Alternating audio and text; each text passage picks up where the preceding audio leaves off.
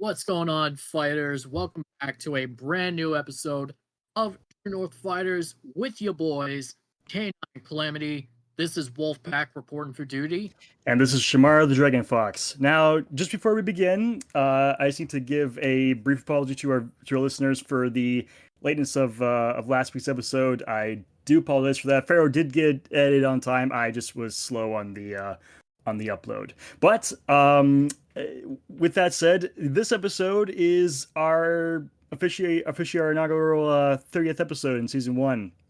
Indeed, it is. And my oh my, what a way we have come since the very beginning of this podcast. And we got a lot to get through. So let's not waste any time and let's dive right into it.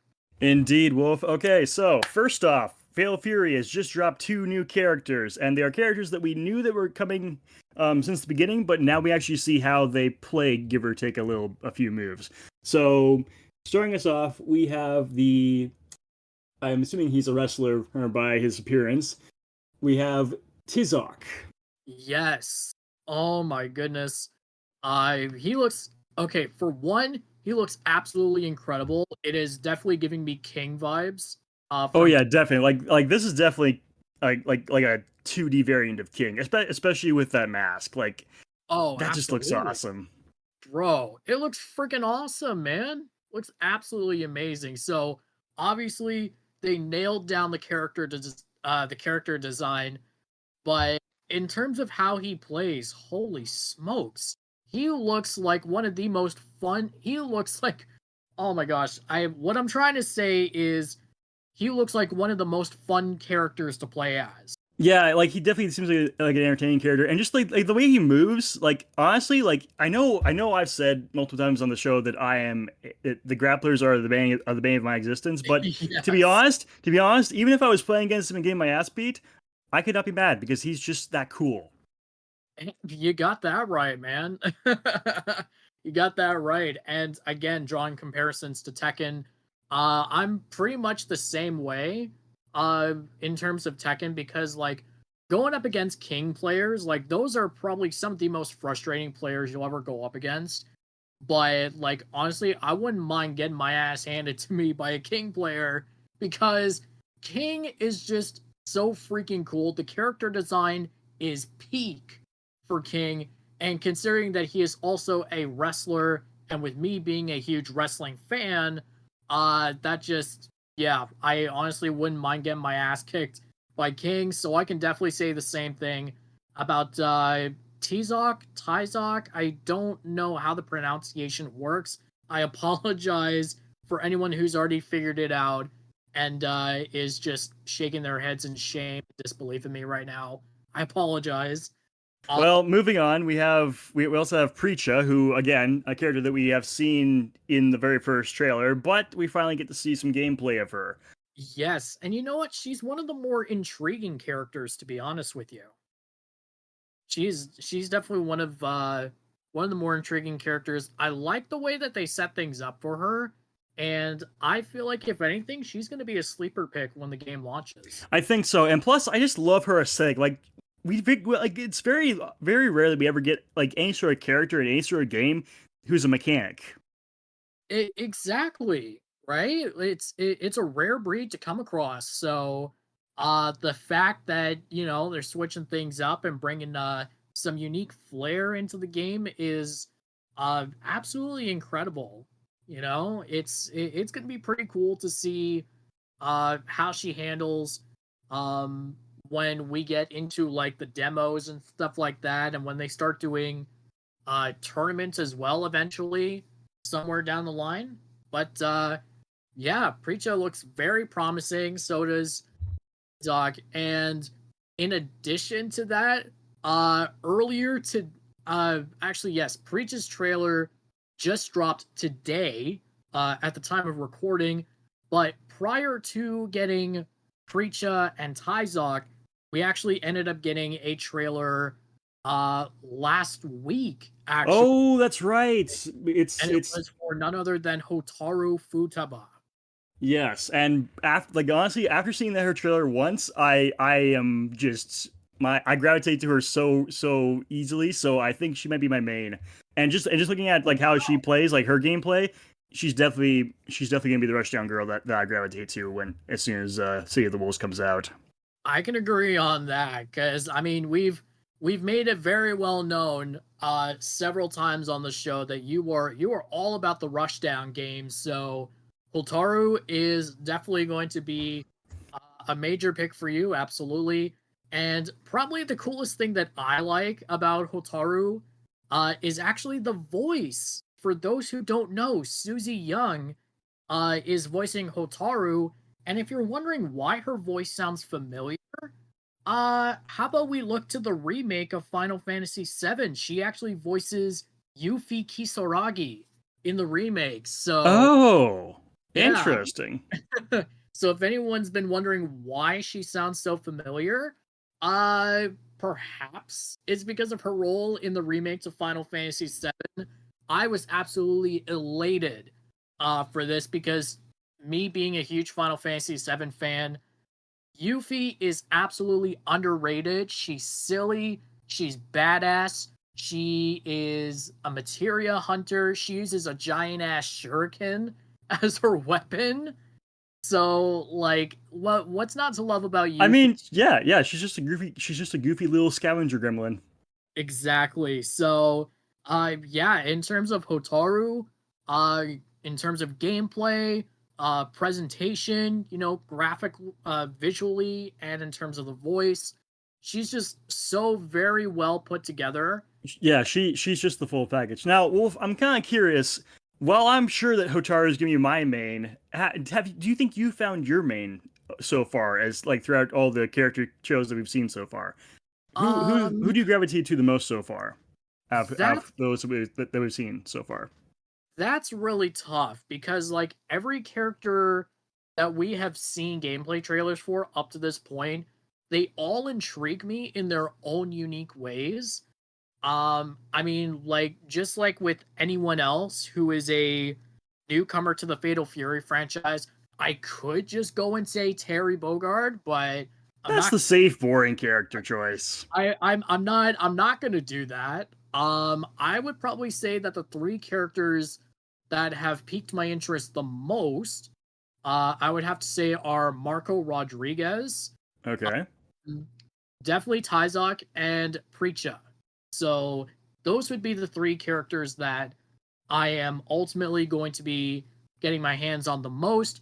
Whichever one turns out to be my main, that's going to be anybody's guess. But I'm calling it right now. You're gonna be a Tizak main. we'll see. We'll see. We will see. It's still a long ways away from when the game launches, but definitely I don't blame you for I guess kind of assuming that Tyzok is going to be my main because by far he is the most intriguing character to date for City of the Wolves.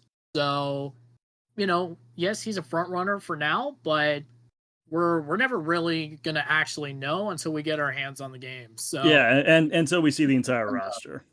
exactly. And while we're on the topic of Fatal Fury, Yes, we have a little dilemma. Street Fighter with well, Terry's Street Fighter appearance. not exactly a dilemma, but it's just something to keep in mind for when he releases later this year in Street Fighter 6. Um it's very possible that his specific mechanics from Fatal Fury are not actually going to carry over into Street Fighter 6. Obviously, he'll still have access to his most iconic maneuvers, Power Wave, Crack Shoot, Burn Knuckle, the whole 9 yards. He'll probably still have those as his supers. But as noted by Crushton, who actually did a whole video about Terry, and it's entitled "The Anatomy of a Street Fighter Guest Character." So if you guys haven't watched it already, please go check out the video on Christian's channel. Definitely worth a watch. And after watching it myself, it's definitely brought up an interesting topic from what we actually heard in the video, as well as what we ended up seeing in the article posted by Event Hubs not too long ago. Kirsten has mentioned that while Terry's trademark moves will likely be in the game, he is going to be a more challenging character to utilize. Now, here's why that is. Yes, please explain, Professor Wolf. If we go back to Street Fighter Cross Tekken, that game ran on the same engine that was used for Street Fighter 4. And so to kind of balance everything out, all the Tekken characters were given quarter circle motions just like the Street Fighter characters. So you think it could be like a repeat of that? Actually, not really. Because of the fact that all the Tekken characters had to be reworked in order to fit the combat system for Street Fighter Cross Tekken, Terry's going to be a tougher character because he could very well end up being a 6-button character instead of a 4-button character like a lot of Street Fighter characters. And so again, but hang on. Aren't like if you go to the classic control scheme, aren't all Street Fighter characters 6 buttons? yes, but with the introduction of the modern control scheme in Street Fighter 6, Oh, you're saying even with the modern control scheme, he might still be a 6 button character. exactly. Yeah. Okay, that's interesting. What do you think they're gonna use the 2 extra buttons for then? Honestly, I don't know. But something tells me that if anything, it's literally just going to be command inputs instead of your close proximity stuff that you can pull off with other characters in other fighting games. Oh, So by far, not only is Terry going to be a challenging character in terms of guest characters going forward, but he might also end up being possibly the hardest DLC character to master in Street Fighter 6. So I understand everybody loves a challenge, but what I'm getting at, plain and simple, is that this challenge might make us bite off a little more than we can chew. So, well, we'll see. Like we still got like how like obviously we don't know when exactly it's coming out, but we can probably guess we got at least a month or two before it comes out. So yeah, we still have time to see if that is the case. exactly. And on top of that, there will be a demo made available at Gamescom 2024, which is going to be going down next week in Cologne, Germany. So anyone who ends up attending the event will be able to actually get their hands on a playable demo of Street Fighter 6 with an early build of Terry included. Yes, I did mention this last episode, but I'm mentioning it again in case anyone missed it from last episode. And and actually, this next point that I'm going to talk about actually transitions through into Street Fighter quite nicely.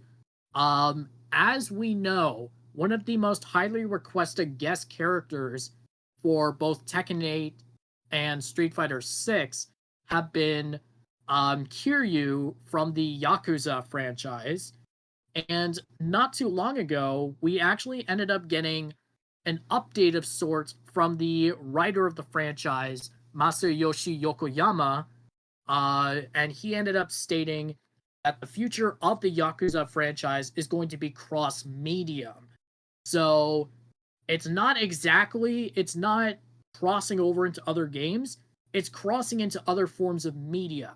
So Okay, so we could get Yakuza shows or movies at some point then. well, the Like a Dragon TV series is already in production. Oh, That was confirmed about a couple of weeks ago. But yes, there could most certainly be movies, and stuff like that. And Yokoyama mentioned that this is the best way to go in regards to the future of the franchise. So branching out into not just digital media, but also like printed media as well, like so we're probably gonna get some manga at some point. possibly a manga adaptation, very possible. But I understand what everybody's asking right now. how does this translate into fighting games? Well, the comments that Yokoyama made about the future of Yakuza actually extends off of a comment that the franchise creator Toshihiro Nagoshi made a few years ago in regards to Kiryu being in fighting games. And so this is taken directly from an interview that he had done a few years back, and it's actually mentioned in an article from Event Hubs. So I'm going to be quoting Nagoshi directly here, and I quote, "We do get this request a lot. Of course, there are exceptions, but fighting games generally have female characters, and personally, I don't really want to see Kiryu beating up women." End quote. So obviously, we all know that Kiryu is a good guy. We all know he's the good guy in the Yakuza franchise. And I think it's pretty clear to say that him not showing up in a fighting game speaks to a clash in, a clash in his personal morals and beliefs. So, as much as we would all love to see Kiryu in a fighting game, chances are that's not going to be happening anytime soon. So, Well, yeah. So that unfortunately we don't get to see him in fighting games in the future. But like it is up to the creators. Like it's their characters. They can have them in whatever they want. So I think we just need to respect that. Even if we are disappointed in the decision. yeah, for Eh, sure. But anyway, moving on. Wolf, I believe MK1 dropped a new trailer recently. Yes, as a matter of fact, NetherRealm Studios did release a brand new trailer last Thursday, and it not only showcases what this new version of Cyrax can do, but also shed some more light on the events taking place during the Chaos Reign story expansion. So for one, talking about the gameplay for Cyrax, yes, it's a completely different incarnation of the character, but all your trademark Cyrax moves, they're all still there. The bombs, the net, obviously extremely infamous and iconic for many, many reasons. The net is officially back, so we can all rejoice. And of course, the cybernetic enhancements do come into play as well. This being, of course, in the form of Cyrax's enhanced maneuvers.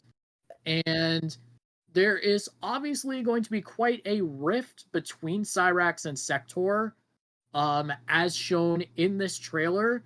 And if you guys were wondering why exactly we're getting a wedding skin for Scorpion, here's the answer. In the expansion, it's confirmed that Kuai Liang and Harumi Shirai are getting married. So, um, there is a wedding scene taking place in the game. The wedding's at the Wuxi Academy, no better place to do it. And unfortunately, the big brother, Bihan, has to go ahead and raid the wedding.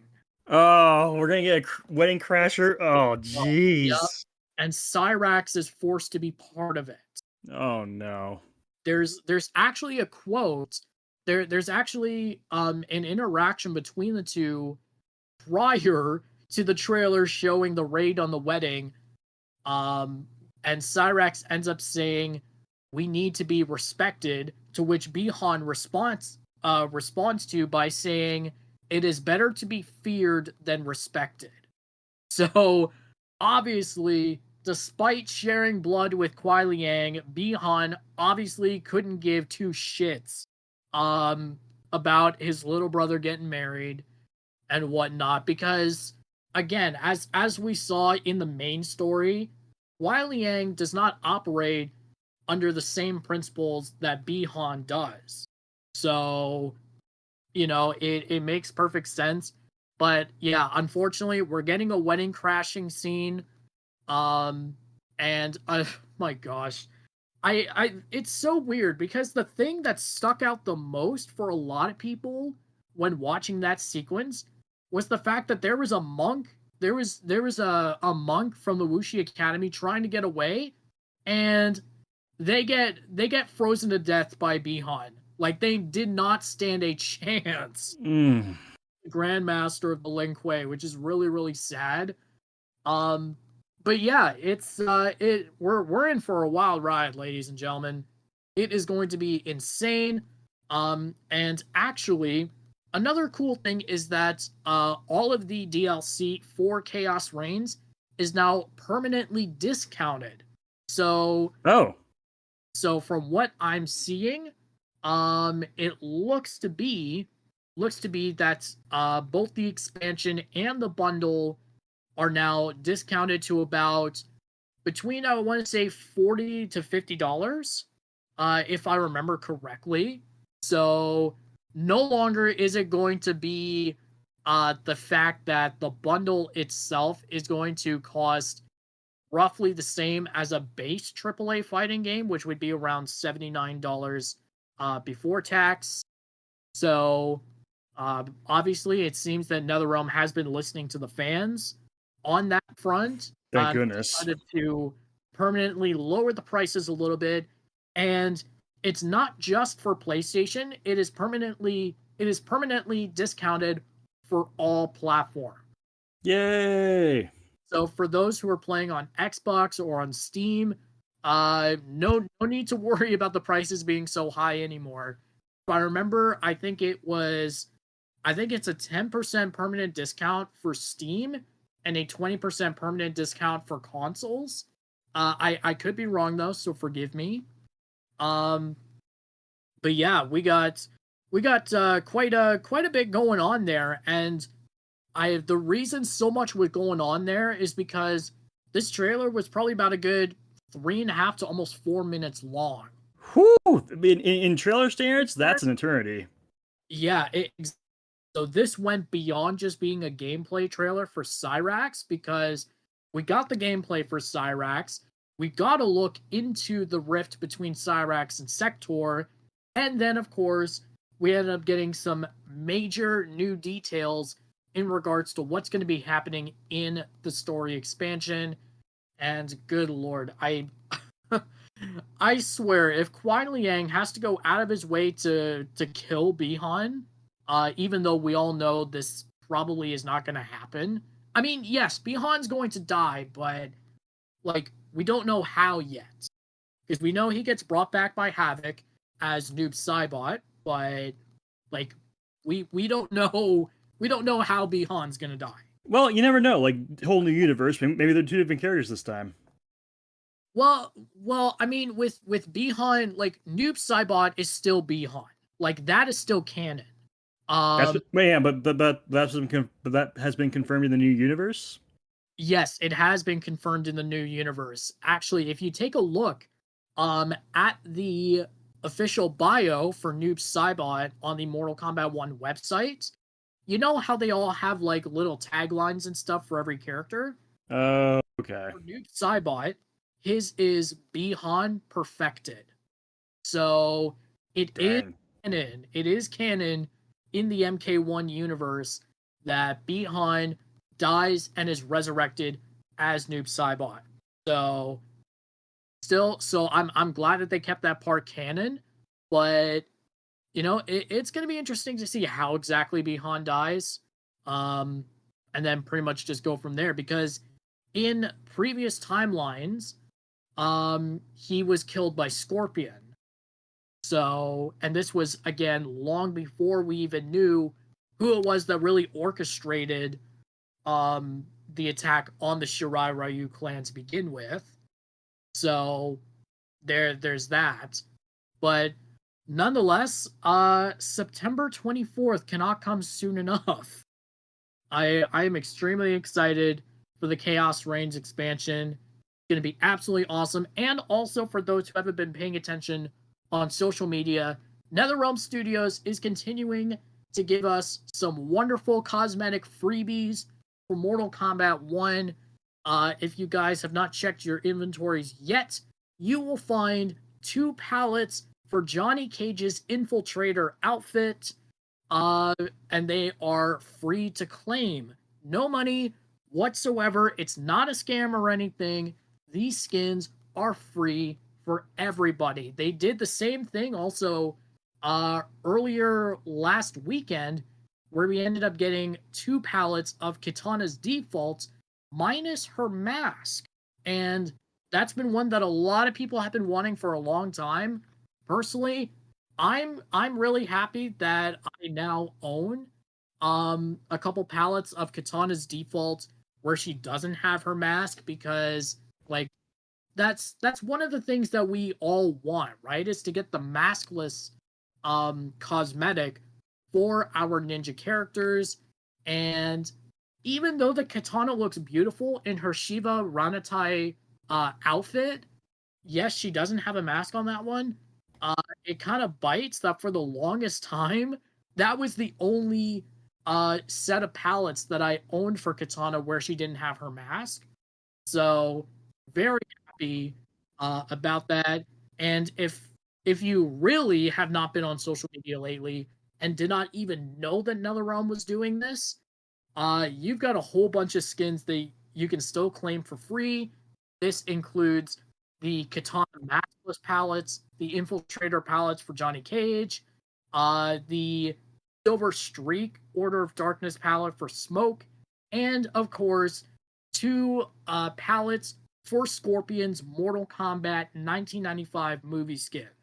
So what you're saying is that next time I log into MK1, I'm going to get a flood of new palettes, essentially.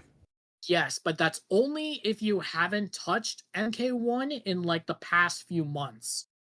Since NetherRealm started handing out some pallets for free. Pretty sure I fall under that category, so I think I can look forward to all that. Coming at me all at once. Yeah, but you know what? Considering that you're already now on the customization train, best keep that train rolling, right? So I'll get through it one game at a time. I'm still gonna try to get through my Tekken girls, and then I will maybe switch to MK1. of course, fair enough. One thing at a time. Yes. But with that said, Speaking of speaking of customization stuff, we were talking some basically our wish list for customization. When we were playing which is probably our last time playing the Alpha Lab for 2XKO earlier yes, today. that is correct. We are here to give our final thoughts on the alpha playlist for the alpha playtest. For those who don't know, the playtest ends tomorrow at the time of recording. Today is the 18th of August. It will end tomorrow, the 19th. This episode, at the earliest, will be going up probably on Wednesday, so that would be August 21st. Um, but yeah, our final thoughts on the alpha playtest. We actually spent a pretty good amount of time getting some matches in against one another. Yep, a good 45 minutes, and I mean, it was pretty crazy. I was basically maining Ari and Alawi the. You were actually switching back and forth and trying some new blood in your lineup. Indeed, I was. I again just like you, my go-to would have been Ari and Ilawi, but I decided to go out and try everybody else. So Yasuo, Braum, Darius, and crap, who am I missing? Echo. Here we go, Echo. So yeah, I managed to try everybody else, and I gotta say, a pattern I noticed with our heavyweights um is the fact that when you're like, you have to be at really really really close range, like almost point blank if you will, um to like just do a basic attack or whatever. It's so crazy. I mean, Darius has a bit of an advantage because he has that huge ass axe with him, so he's got some reach. um but with Braum and Alawi, like you got to be right up there in your opponent's face. I And know, especially with Alawi, like when I play as her, like sure, like the light, medium, heavy attacks both have their own sets of ranges, but overall, she's like very close to somewhat close mid-range fighter. And the only way I can really get off any good like solid mid-range attacks is if I use her specials. But the thing with the specials is they are not combo starters. They are at No, they're not. best they are at best combo enders. They don't even really like do any combo continuations of sorts or anything. So I get that they're trying to like balance things out between reach and power, but I feel like the big body guys are kind of getting the short end of the stick there. Yeah, definitely. Because in terms of like mobility and stuff like that, I mean, obviously these are heavyweight characters, so what they lack in speed, they make up for with power.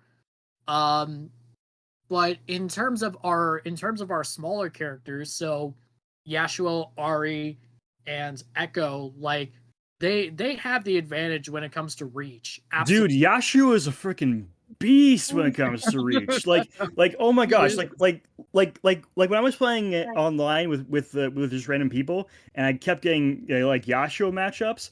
Oh my god, his reach is crazy. Like one of his specials basically gives him a sword slash that's like full screen. Yes, that's right. It is so freaking annoying. Like you really need to be sure that you know that player's going to be using that to be able to like have enough warning to jump over it. Like it is so annoying. Plus, like like um we had a like in the middle of last week we had that one developer video where they were talking about some things that they were gonna change improve for the game. One of those being matchmaking, and then the other one asking the question like, are the combos too long? I will say That's with Yasuo, I do think he's a bit too long with his combos because oh my god, like once you get hit by him, you're in a blender essentially. oh, absolutely. And I mean, you know that firsthand from our matches earlier today. I do, and also from all the Yashuos I had to play online. Oh my gosh, he is. That too. Oh gosh, and yeah. So like, I think of all the characters that need serious debuffing. Honestly, like if you're talking debuffs, I think Braun is okay actually because I remember you were saying when you were playing as him, he is a heavy hitter, but he's also slow in his walk speed, which I think is fine because I think that balances things out. Because like his shield does have some reach to it, so I think That's Braum is actually true. fine the way he is. The three that I would definitely nerf though is one Yasuo. I think his combos need to be shortened a little bit. I think as long as that happens, I can deal with everything else with him. Yeah. Um, So, Echo, I am just ticked off at him with his like little time grenade. That thing is freaking annoying, and I think it like I'm not saying take it out of his character, her moveset, but I'm just saying put some limitations on it. And yeah. finally, Darius. Oh my gosh, like I'm not sure how many of his moves you were actually trying to do when you were playing as him, but I've seen him be utilized very effectively by other players online, and he does get some good reach in, and I just like once he starts, you can't get away from him. Like oh my gosh, like he is so tricky just to get away from. Like and even and like I can't even speak right now. Oh my gosh, like that's just how much I do Darius in his current incarnation because like with most characters, like once they have you in the corner, like as they go through their combo attacks, like they steadily like get pushed back from the corner as they do Yeah. them. But with Darius, even when he finishes the combo, his attacks still have the range to get you even after he's pushed all the way back. Yeah, exactly. And It's that so incredibly stupid yeah, how effective he is. definitely. And I mean this was another thing that I mentioned earlier when we were facing each other is universally like there should be a way to utilize like combo breakers and stuff like that because Indeed, like as we've mentioned and as other people have mentioned, combos are so long and like you said, once you get caught in them, like you're basically just along for the ride. So yeah. with Now based on the tutorial, like serious there is technically some way to break your combos, and that's by basically you have to oh my gosh, I know how to do it instinctively now, but I don't remember how to actually explain the command input. But basically it's you have to summon in your teammate for a special type of assist. I think it's the team button plus oh gosh, what is it? What is it? It is team button. I think it's team button plus down. I think that's the input. Oh, never mind. Um, I know what you're talking about. Okay. yeah, but so basically what that does is it allows like it basically brings in your partner to come in and they do like a little burst, like a get off me move to give you some space. But I have found that when someone is doing their combo on me, like even if I'm putting in the input, like it doesn't happen unless like you get it like in between strikes, which like unfortunately in a lot of the combos you have like fractions of a second and in between hits. Yeah. So There's in very little room to be able to put that input in there. yeah, so I think like granted, I know combos are supposed to be like quick and fast, and like they need to have some consecutive stuff to keep the victim in the Yeah. combo. But at the same time, I think there needs to be like certain parts of the combo where some moves have like more space in between them than others to allow for those bursts to happen. For sure. I can totally agree with that.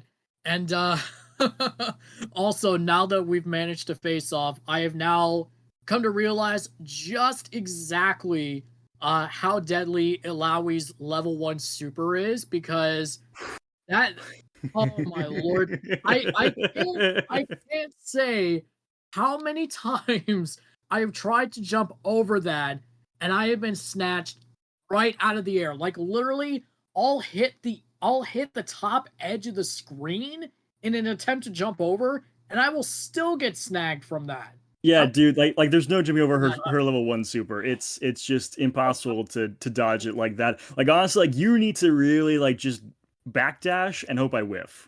yeah, and I mean you did whiff a couple of times, but that was with other characters, not with Ilawi. And there was even that one time where I tried to do the level 1 super with Alawi and you somehow canceled that. Yeah, I have no idea how the frick I even did that. I'm not sure either. Like I'm not like I don't think you even got hit in and to counter it that way. Like I'm I really not sure what don't happened. even I don't even know what buttons I pressed at that point. I was just trying to do whatever I could to, maybe try and land a hit through the armor while the move was starting up. Like that's all I was trying to do. I didn't know what the heck I pressed there, but just good lord, I found that out firsthand just how much of a beast Ilawi is and just oh my gosh. It's weird because it's like how like you register in your mind after something happens that you should not do this so that you can avoid that. Yeah, that didn't happen for me. Yeah, and but like Not I think happening. I kept doing the same thing over and over in hopes of it working, and it never ever worked. Every single time I tried to jump over that level 1 super from Ilawi, I just get snatched out of the air. yeah, and but I think the one thing that maybe saved you from having to deal with Alawi's supers or it's like more often than not was well, probably because of the super inputs because Yes, right definitely. because right now the way they have it is you have to double tap down and press either one or other of, or both of the bumpers to depending on what level of super you want to get out. But here's the thing: tapping down twice that like in match time that's a long time to have to It do is that long. input. So I do like grant I don't want this to be like just a one button super kind of deal, but I also don't think it should be like that like having to tap twice. Like I think it should just be like grant I know that all of like I know that all the special moves like have different variations depending on what direction you're holding, but I Yeah. think there also needs to be a way to have like a two button input to be able to do your Yeah. super. Yeah, that would definitely be a good idea. Although going back to the inputs on the supers, there is another way that you can pull them off. You True, like if you do have integrate the it into your light, medium, and heavy combos. Yeah, But that is true. you know, Like if you do commit to a combo with a single attack type, and if you do have the bar for it at the end, they will automatically do the combo. yeah. So like as long as you have meter to spend, then like yeah, have at it. But yeah, aside from that, just with the way that you have to uh put down the inputs just to execute those supers on their own without a combo, like it's just it's weird. And It's honestly a problem because like if you have to like if you can't really have it like you if you're having bad luck with getting the input in just to do the super by itself, and you have to like commit to getting like first you have to be able to like land a combo to be able to get to that. yeah, That's not really good because like what if you can't get and like what if you can't get normal hit in? Like what if you have to like what if the only way you're able to get ahead in a match is if you pull off that sewer by itself? Like if you can't like if you're having trouble pulling off like just the sewer input by itself, that's just kind of a flaw in the game design in my opinion.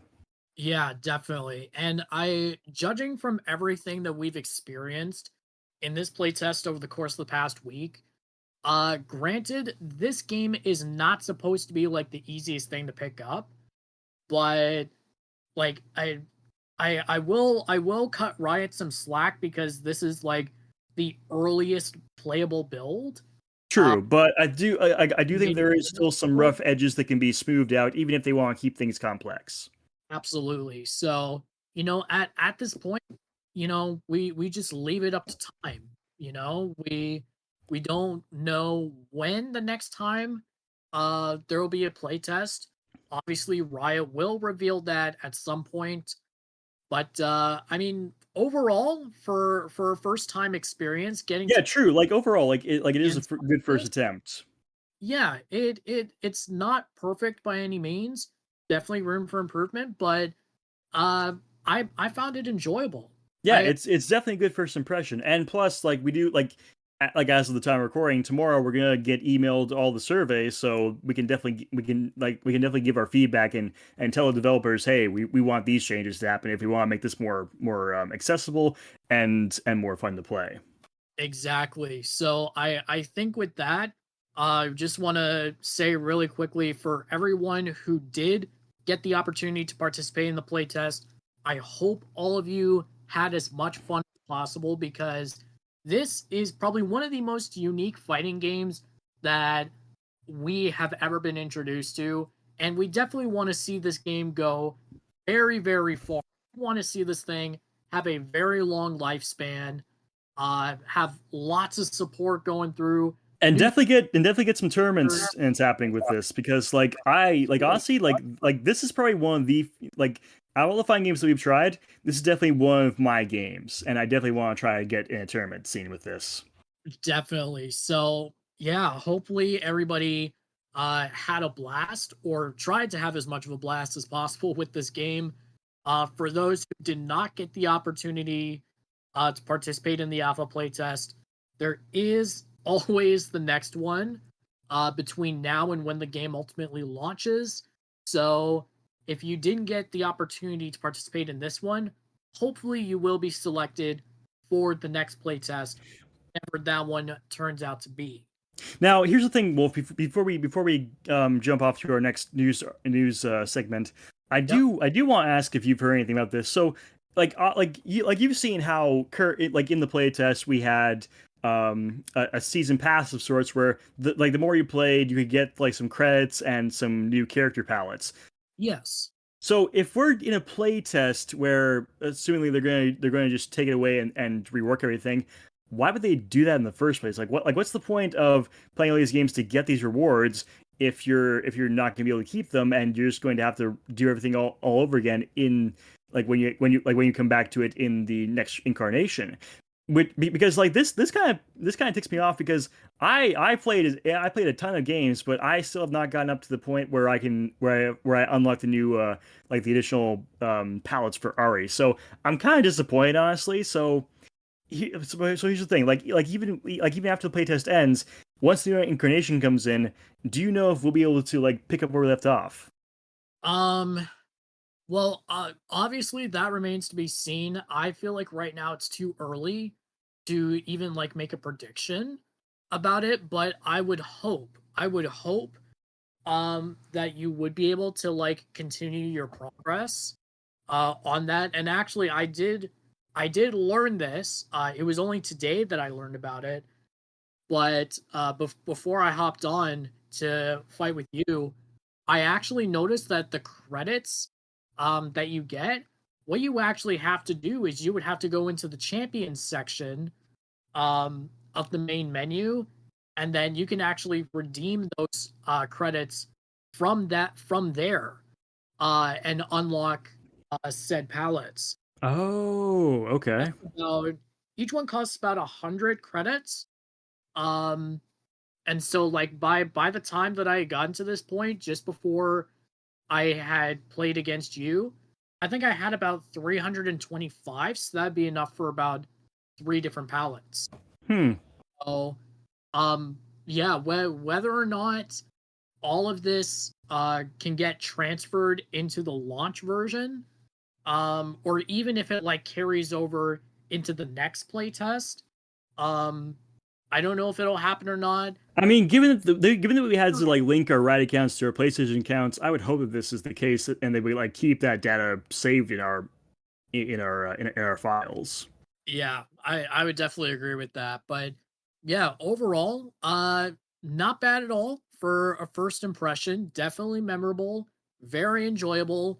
Although considering how fast you got to be with these buttons, especially if you're mashing, I would not recommend playing this for a very long amount of time because probably I want to say probably a third of the way through our set of matches, already I was starting to feel like some stress in my arm. Well, there's your problem, dude. Like you keep mashing. This is not a game to mash. Like, sure, like it seems very frantic when you look at it from like an outsider's perspective, but when you actually try playing it, and once you actually like do a lot of lapping with all the characters that you want to play as with all their moves, like you realize that like there's a tempo to battle. Like you don't go like super fast button mashing. You actually have to like have like moments of speed, moments of patience, and everything in between. So You you I you raise a very good point there. yeah, like with any fighting game, like on the like if you go to the professional level, like even though it looks like very fast gameplay, everyone at that level has to be patient. This is very true. It's all about poking, looking for openings, all that. Like, sure, like the casuals might button mash because they don't know what the heck they're doing. But once you actually know what how the characters move and work, then you just gotta be patient and just know when to use certain moves and like how much damage each one's going to do and how much range each one has. Like once you like as you play more, like as you play your main characters more, and you just slow down and like keep in mind like what they do, then you'll probably have a lot less stress in your hands then. Yeah, definitely. And I mean, thankfully, this seems to be probably the only game right where I'm experiencing that. Anything else that I play, I'm definitely much more calculated, and much less frantic, I guess for lack of a better word. But Yes, definitely less frantic, especially in our T8 match where you were just kind of I'm not gonna say standing still, but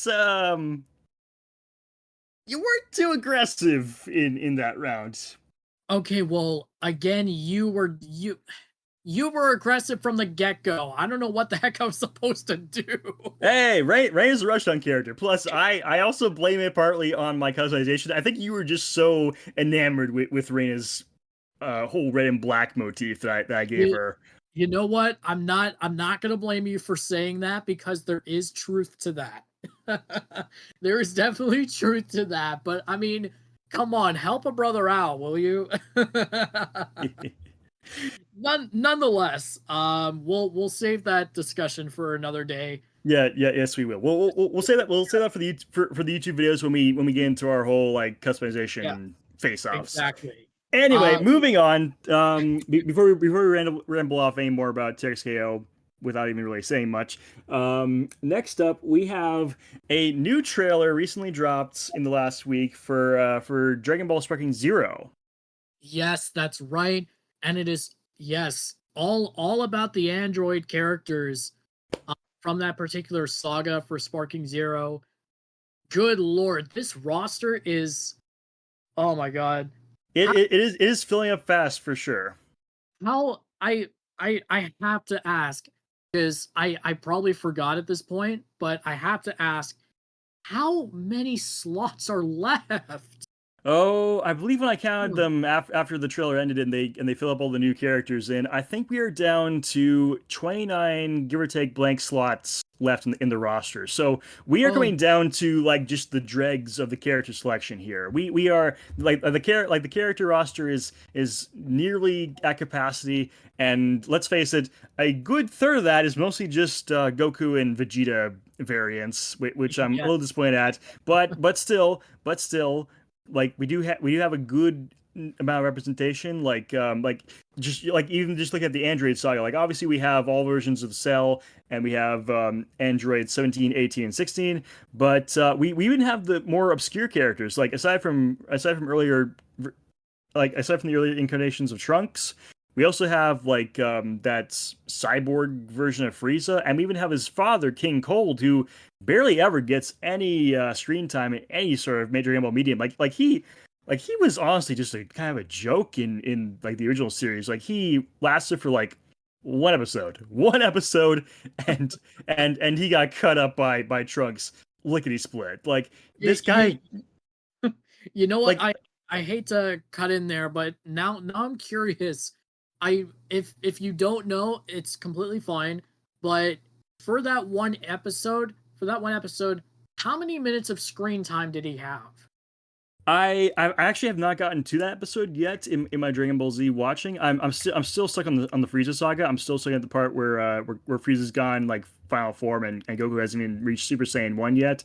So I'm God, not actually sure like what the what the original screen time was, but I have seen Team Four Stars a bridge series. I will tell you, Cold, all he really does in their iteration, like what they show of the footage, he basically just like is talking shit to Frieza about just how kind of piddly the Earthlings are, and then Trunks comes in, just slices up all of their goons. He cuts Frieza in half, and then Cold actually I'm not sure how he did this in the original, but basically he convinces Trunks after after going Super Saiyan to give him his sword. So and I think he's just trying to come off like he wants to examine the sword's workmanship, and then he tries to use it on Trunks, and Trunks just yeah, he just catches his arm, and he's just like, yeah, no, not happening. You're gone, and then he just blasts him into oblivion. So Cold honestly does not get a lot of screen time. So like I like the fact that they're actually giving him some iota of attention in Sparking Zero is honestly just a testament to how many characters they're giving homage to in this game. Like it really is like the everyone is here Smash Bros Ultimate moment for the Dragon Ball series here. I'm with you there, and I've mentioned before, when we've talked about it, I've pretty much made the analogy that this is essentially like the Mortal Kombat Armageddon of Dragon Ball, because you literally have every um Well, maybe not like well, again, like just about everybody, just about. yeah, yeah, like honestly, like there are too many characters in Dragon Ball to really name off, and in Yeah, and even if they had, and even if they didn't have like all the different versions of Goku and Vegeta taking up slots, and Goku and Vegeta just had their one slot each, even then, even if you had that much more room, you would not be able to get through all the DBZ characters. There yeah. there is just that many. So honestly, like I'm just glad that all these more obscure characters who don't get a lot of attention are getting attention. And I'm curious to see who we get in the last 29 or so slots. Like I'm really hoping that we actually get some GT representation. I know everyone kind of hates on GT for being like the weird soft reboot of the series, which was kind of lazy writing because like and the the like that wasn't even written by the creators, so it was kind of just a cheap cash grab. But even then, like Kid Goku was kind of cool looking, and obviously we need to give props to the level 4 versions of the Super Saiyans for Goku and Vegeta, which do in their own right look pretty cool. So I'm hoping that we at least get some representation there. Aside from that, I'm honestly not sure who else we could get in this roster, because like we've basically gone through like most of the main most of the main sagas. Like we've gone through like the Saiyan saga, we've gone through the Frieza saga, we've now gotten our Cell saga stuff out, where we got a really cool looking rendition of Super Saiyan 2 Teen Gohan, which is just freaking love that guy. Yes. And then of course we have like going into I'm pretty sure we have some Boo saga stuff out there already. I'm pretty sure Boo got introduced in a couple of his forms. If not yet, then that's gonna be the next thing they do. But we also have a bunch of the super sagas. Like we have the Battle of the Gods, we have Resurrection F, and we've got the future timeline with Goku Black. We've gotten all of that. Like I think at this point, the only ones that we're kind of missing, unless I'm mistaken, and I've just forgotten they exist, are the superhero movie variants, like getting Gamma 1, 2, Cell Max, and then Orange Piccolo and Beast Gohan. Like I think that's just what we're missing so far. Yeah, quite possibly. And if they want to go down this road, it's possible they could even introduce a brand new original character that is specific to Yes, that is definitely a possibility, because like if you look back at Dragon Ball Fighters, they had Android Trey 1, and she was a huge hit in both her forms. So there you and, go. and even if they brought her into this game, I would be ecstatic if they did that.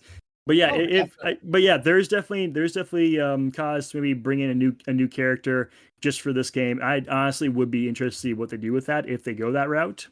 So, but yeah, it's 29 slots remaining, so we'll just have to see who gets in, who doesn't. We'll probably know.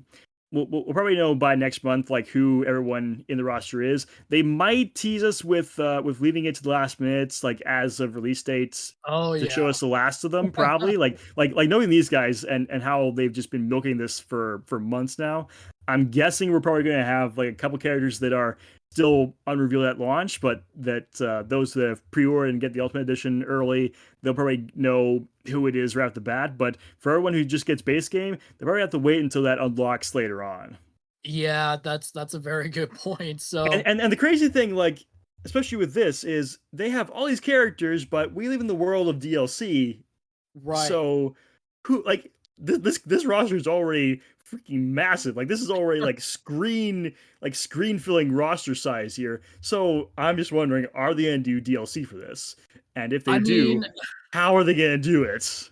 I honestly I don't know, and chances are that is probably the biggest question, or one of the biggest questions in regards to Sparking Zero, because just like you said just now, like this roster is stacked, and like I can't even come up with a better word for it. It's just it is insane top to bottom. Like you literally have the majority of like every character to have ever appeared on screen for Dragon Ball. So like it's going to be really tough, but at the same time considering how expansive the Dragon Ball universe is, I'm sure Bandai will probably find a way to make it happen. Probably they milk Hunkas for DLC in a lot in Tekken. So I'm sure they're gonna try to do the same in Sparking Zero for sure. Yeah, definitely. So, that's pretty much that for Sparking Zero right now. However, there will be more information made available on Wednesday, August 21st. That is the opening day for Gamescom. So we will probably be getting a lot more information there as well. And hopefully this is not a letdown, unlike the summer showcase that happened a few months ago. For Yeah, where they just talk about Satan and nothing but Satan. Yeah. So hopefully this time, whatever news we get for Sparking Zero from Gamescom hopefully that will be better than what we ended up getting at Game Expo a little while back. So we'll see what happens. And last but not least, and this is probably the most surprising piece um of this episode news wise, Eternal Champions is getting a movie apparently. So for those who don't know about this game, and it's okay if you don't because this is one of the most obscure fighting games out there. This was done by Sega and was released back in, I believe, 1993. So this is before Virtua Fighter. Um, and the plot basically is about a godlike eternal champion who's trying to restore the balance of the world with a martial arts tournament featuring different characters drawn from throughout different parts of history. So it's essentially like a pixelated supernatural style version of Mortal Kombat, if you will. I And mean, definitely has a lot more like generic 80s flair to it. Like just from the color scheme oh, alone, you could tell yeah, this is definitely like 80s neon era stuff. it exactly like even like some of the characters from there. You have like this American Wild West sheriff named Dawson, which is literally like one of the most Wild West names you could come up with. Um, there's a pirate by the name of Riptide, and apparently there's even a chicken from Vietnam by the name of Crispy. I'm I sorry, a chicken? don't ask me why or how. I do not have the answer. Is it at least a giant chicken, or is it just like a regular size chicken? Like is the chicken to scale or not? I don't freaking know. I have never even heard of this character, let alone seen what they look like.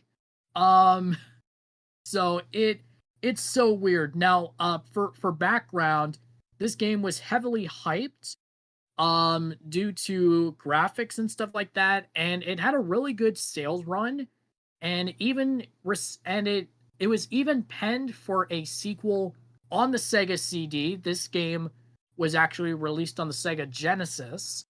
I believe it might have been on Game Gear as well. I can't remember, but I know it was on the Genesis for sure. The problem though is that it was pretty much axed because Sega wanted to focus more on the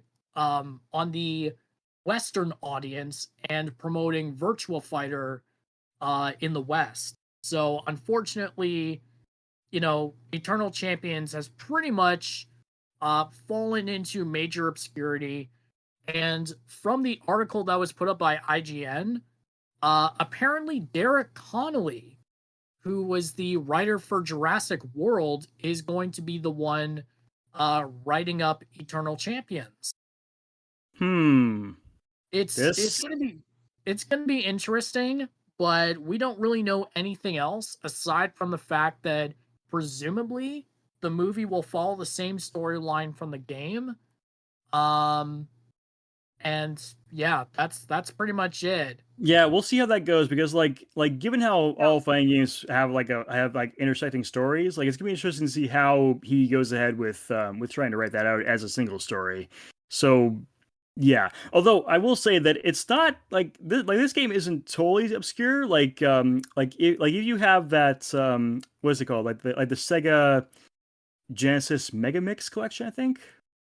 I think so. Yeah, I mean it's appeared in a bunch of titles like that, but in terms of it being like standalone, um, yeah, really, there's nothing that's come out of it since '93. And to be fair, through the early to mid and even into the late '90s, everybody was trying to cash in on the phenomenon that was and still is Mortal Kombat. Everyone was trying to emulate that style and trying to make it like the next Mortal Kombat. And Eternal Champions was basically Sega's response to that. So Hmm. Well, yeah, I honestly I have some high hopes for this movie because like I mean Sega has made bank so far with their Sonic the Hedgehog like live action adaptations. So if they're planning to do like more of their more obscure properties as movies, I feel optimistic about this. Although I am wondering what is their take on how they're going to portray this movie? Like, is it going to be live action or is it going to be like animated? Oh no, it is definitely going to be live action. Okay. Oh, it's what these guys are gonna try to do is they're gonna try and capture some of the appeal that we've seen from the Mortal Kombat movies. But Uh, okay. I don't think it's gonna hit as hard because while this is intriguing to me, especially considering that I have played a half decent I've spent a half decent amount of time on this game playing it.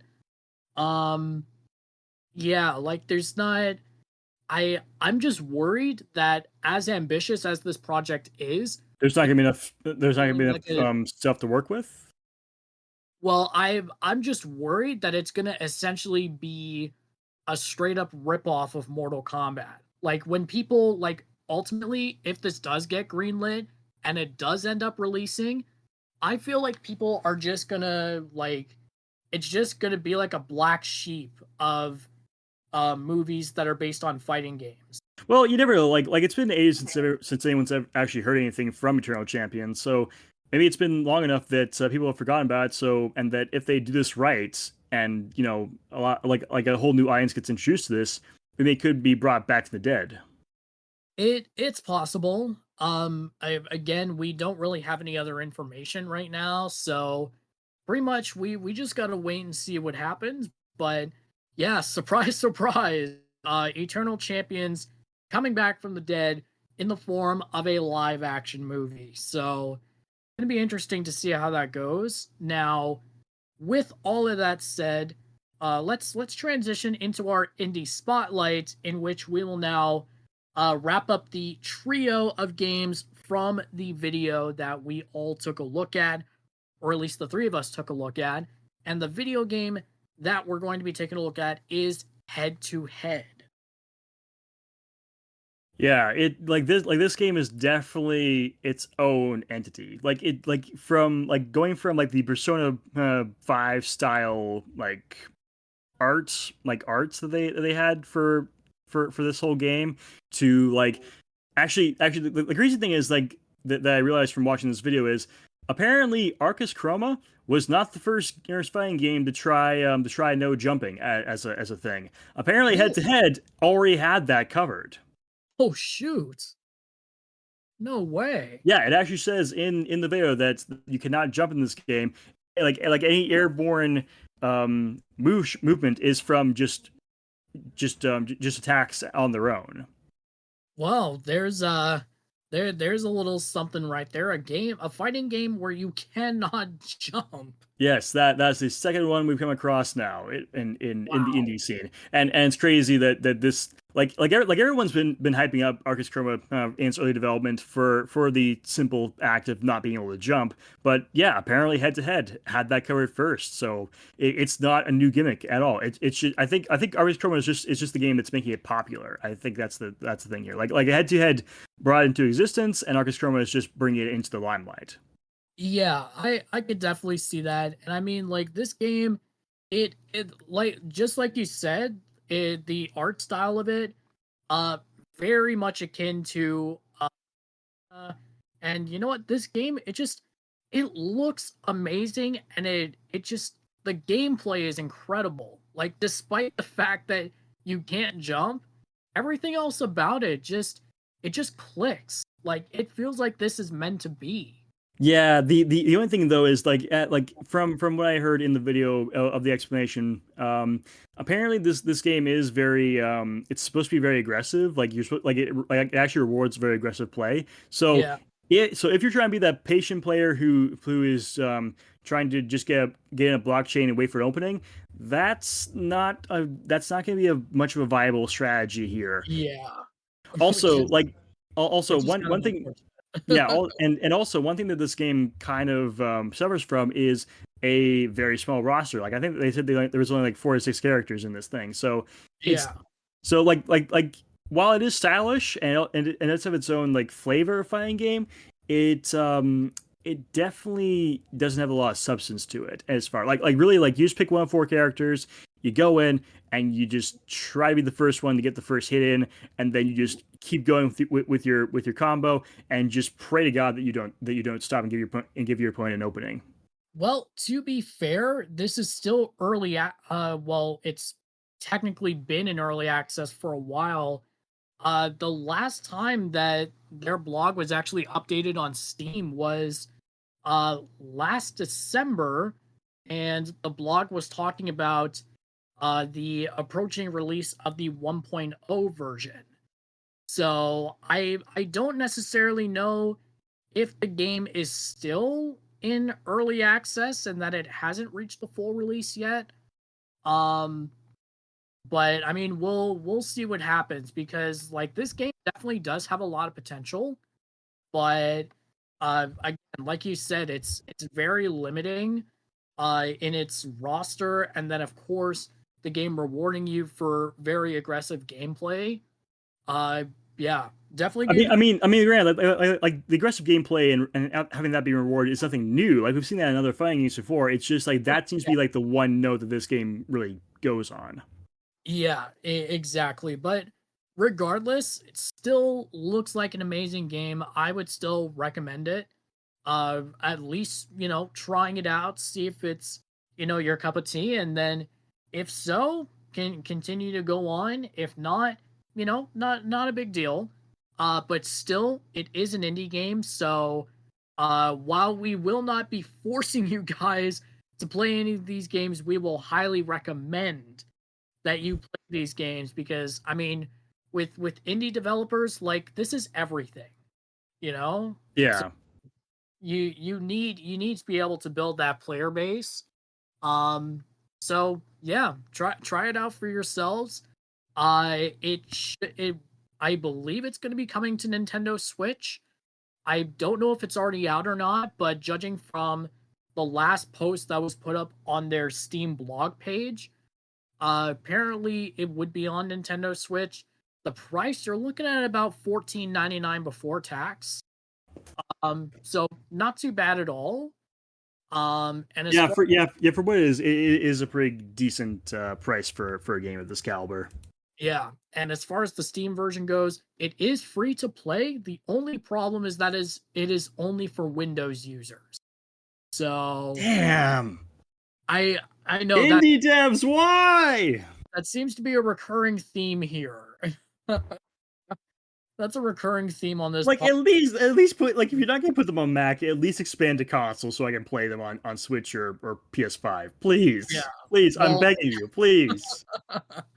well, at least we do know for head to head that it will be on Switch. So there's the good thing there. But I mean, just man, I'm really starting to question the formula that these developers are using. I mean, I'm not trying to shame them or anything, but it's like why only make it for Windows users, I right? know they're cutting out a huge piece of their audience because like us Mac users, like sure, like we like using Mac for like all everyday stuff because it's very accessible. But we are gamers too. Like we love the game, and some of us don't exactly have or want like some of us don't necessarily have all the cash to shell out for an additional like PC desktop for gaming specifically. Yeah, Sometimes the Mac is all we have. So don't shut us out. Is all I'm saying. Like don't like think that you just have to do PC and that's it. Like there is definitely a market on Apple on for Apple users. exactly. And you know what? It goes the other way as well. There are some games out there. I'm pretty sure there are a handful of fighting games out there as well, done by indie developers that are Apple only. Really, name three. I think Name so. I three. don't know. I don't know, but I think there may be some. I do. Really, because like I have it all over Steam, and to this day, I have never seen a Mac only game. It has always been either PC only or PC and Mac. So, to tell you what, if you can find me three fighting games on indie, like it doesn't matter how good or bad they are, if you can find me three that are Mac only, I yeah, if you can prove that to me, I will concede. Fair enough. Fair enough. I will definitely take you up on that. Um, but yeah, that's pretty much that for head to head. Again, free to play on Steam, Windows only, again, which really sucks. Should be on the Nintendo Switch. I will have to double check to see if it is already. I just checked actually, it is not currently out. So it's still Okay. early access all the way, and I think Switch you can kind of look for it. Like if they're looking like if they said final version was going to come out soon in December, I think we can look at maybe like a year before it releases on consoles. Yeah, that's fair. So yeah, we'll just have to wait and see what happens there with that. But yeah, now we can move on to our discussion topic, and we are a bit limited on time here, Well, so luckily this is like the a best kind we of a can. yeah. Luckily this discussion topic brought to us by Pharaoh, by the way. Thank you, Pharaoh, for this ingenious discussion topic. Like this is the one we're not going to really go into huge depth on. It's just more like it like what would be your thing if this was a thing. And so Pharaoh's thing was, what hidden mechanic would you put in a fighting game? So for context, this is like a mechanic that you don't tell that they don't really outright tell anyone in a tutorial. It's just something that players would figure out on their own. And Pharaoh actually had an ingenious one. He actually said that that he would have it where like if you had music in the background, if you could time your attacks to the beats of the music, they would do more damage, which I thought was brilliant. It is an extremely great idea. That's something that is normally not implemented that much outside of, rhythm games. So, like, I think it's an excellent idea. I think Yeah, it's totally. So tell me, Wolf, if you could put one hidden mechanic into a fighting game, what would it be? oh boy. Uh that would be that's going to be a little tough. I would probably say that maybe there could be a hidden stat mechanic possibly if you're using like different outfits or something like that. So, I figured you were gonna go cosmetics on this. yeah. I know I'm kind of predictable in that aspect. Um, so like the way it would be is that perhaps one outfit could grant you a few hits of super armor, maybe another one increases your stamina a little bit. Maybe one gives you increased damage for a set period of time, and so on and so forth. So it would be kind of like it would pretty much be like the kinds of stats that you would find on like a weapon in other games, but just translate that into like your cosmetic outfits and just put that into a fighting game. Hmm. Okay, that's pretty good. It kind of reminds me of Tekken actually, because doesn't Tekken 8 have a similar thing where some cosmetics do give you some buffs or special moves in game? Special moves, yes, but I believe those are only like specific accessories. They're not actually like outfits or anything like that. Yeah. So yeah, it's somewhat within the same vein as what Tekken does. Um, but yeah, I guess just kind of expanded on a little bit. Okay. But that Uh, would pretty much be what I would go for. Gotcha. For mine, you know what? I'm gonna be a bit devious with mine, and this is gonna be mainly for online matches. Okay, okay. So basically, if you have someone who's on a winning streak, the higher their winning streak, the less damage their attacks do.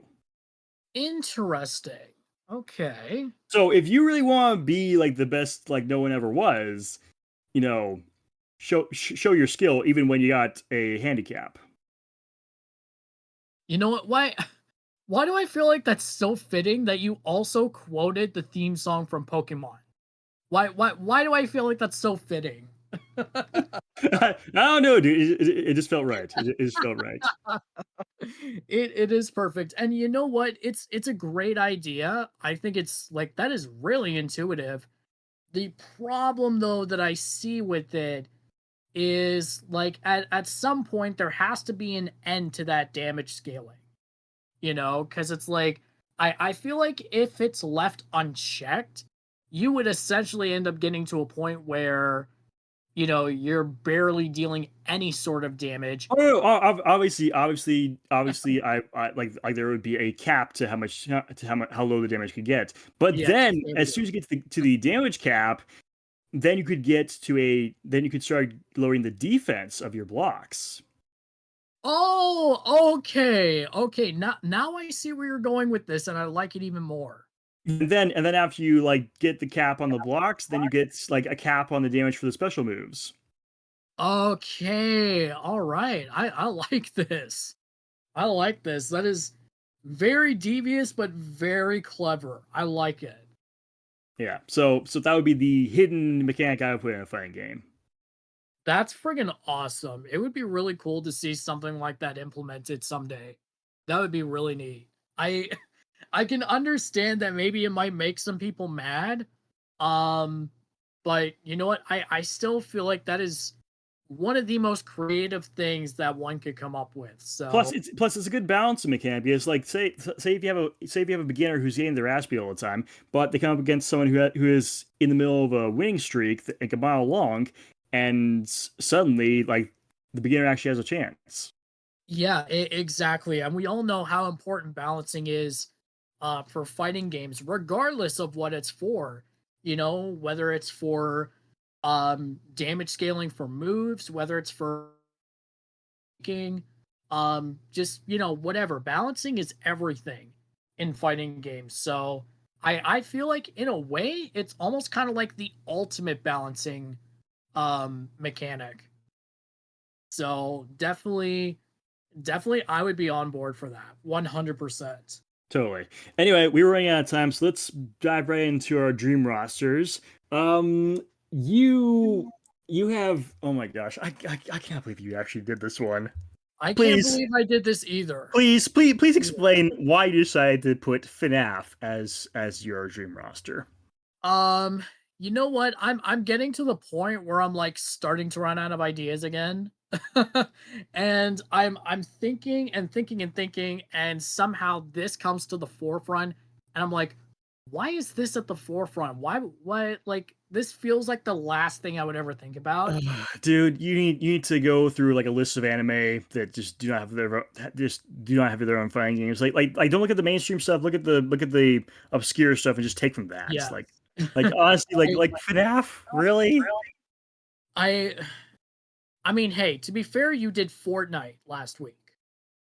So, Like at least Fortnite made sense because it is a battle game of sorts. Like sure, it's battle royale, but still, it's got combat placed within it.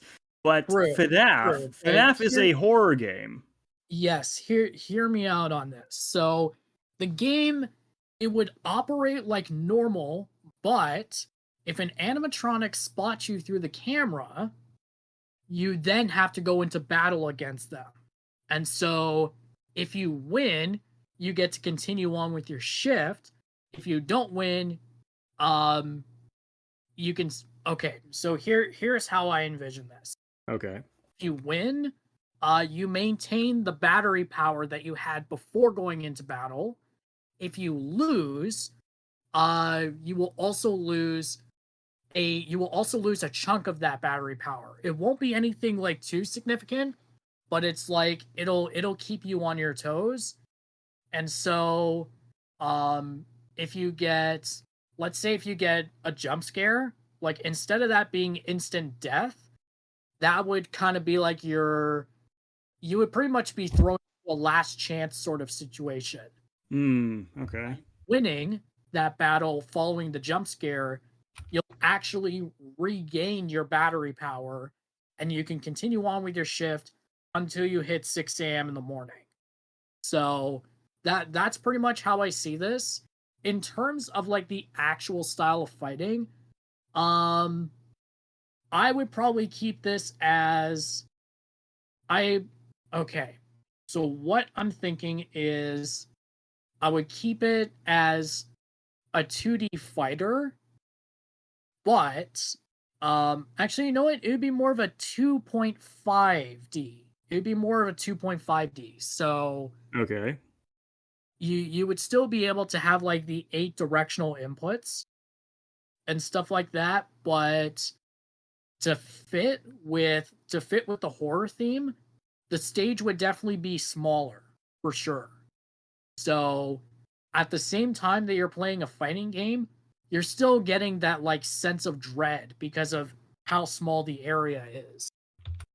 And I feel like it works well, or I feel like it could work well, because there are some areas where it does feel like that. For example, if you're looking in like the ventilation ducts and stuff like that, like those are not easy places to get into, right? So I feel like with that, despite having 8 directional input within a smaller arena, I feel like it would definitely cater to that horror feeling. And yeah, I just feel like that could work. And on top of that, like, there are so many games in this franchise, and there are tons of characters, including variations of some. Um, so I do feel like this could work. Admittedly, I don't really think a lot of people would be into it, so this could end up being more of a cult classic, possibly. Um, but that's, yeah, possibly not going to be. Hmm. But yeah, I never thought I would get to this point, yet here I am. So that's pretty much my idea. You have a much better idea, so I'm gonna let you take it away, man. The floor is yours. Yeah, thank you. So I set up my dream roster to be an Undertale slash Deltarune fighter. Now this is honestly pretty easy to do because one, like both games are kind of are already like RPG, so you already have the moves figured out for each character. And then as far as like who to throw in, like obviously we have to have Sans, like he's a no-brainer. Well, We yeah. we we have people like Frisk, Chara. I'm pretty sure we could get Flowey somewhere in there. Asriel Dreamer, obviously, because he would be like total final boss material. But then you also have like all like the menagerie characters from Deltarune who would just be freaking amazing. Like you have the three main characters plus all their recurring adversaries. Like there's just so much you could do with this, and like I could definitely see this as being like an adventure style game where like you go into an overworld, you just explore around, and then you come and face just numerous opponents on your way to get to your goal, and then you go into like a whole like pixelated like 2D style fighting game arena. Why does it sound like it works so well? It kind of does. Plus, I feel like we could also try to work in the mercy mechanic from Undertale. Like, what if this was a game where like you could attack and you could like get through your opponents that way. But what if there was also like I'm not like this game like this idea isn't totally fleshed out yet. But what if there was a way to go through like a pacifist run as well? Like, what if you could just win by blocking? Like, what if you had? Oh, okay, I got it. So, what if you can only do so many attacks because you have a stamina meter that doesn't necessarily fill up unless you have items. You know what? That's not a bad idea at And, all. and attacks might take a lot more stamina than blocking does. Now, how I'm sure people are wondering how this work if both people playing this are blocking. Like how does it work if pacifist thing? What I'm thinking for this is if after like say 10 seconds no one has thrown an attack, there could be a stage hazard that gets implemented that kind of forces them to start attacking. Ah, okay, okay. That But yeah, could come in handy. That's pretty cool. yeah, but yeah, like there's just so much lore and character like around both these franchises, so I can definitely see a fighting game being very well received in this genre. I could definitely agree. It sounds like something a lot of people would enjoy playing. Absolutely. Mhm. So, on that note, I believe we've pretty much reached the end of our time here. So, thank you very much to everyone who tuned in. As per usual, your support is always appreciated. Spread the word, get as many people as you know involved. If you guys have any questions or suggestions for us, feel free to send them our way. And yeah, hopefully this episode will be up a little, hopefully earlier than we're normally doing it. We're trying to get back on track with our stuff here. So Yeah. hopefully we'll be able to get this one out sooner than last time. And yeah, from all of us at Canine Calamity, this is Wolfpack signing off. This is Shimara leaving the dojo. Be sure to stay cool. Yes, it's still summer. You gotta wait a few more weeks, but it's still summer, so make sure you guys are still staying hydrated, staying cool and whatnot. Stay safe as well. Aside from the weather, be sure you guys stay safe in general. And most importantly, fight on. Right on. We'll see you guys in the next one. Take care, everybody. Later.